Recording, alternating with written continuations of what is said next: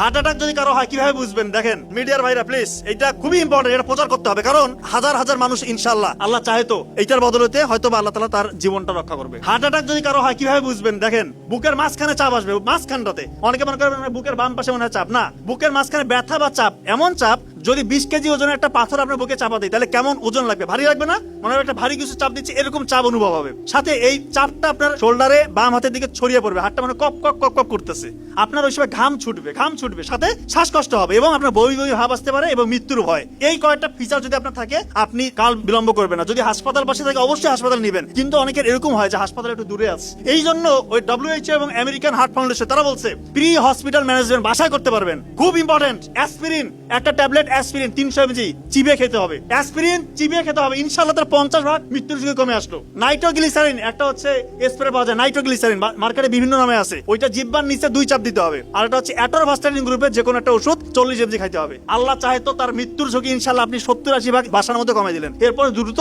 হাসপাতালে নিয়ে যেতে হবে।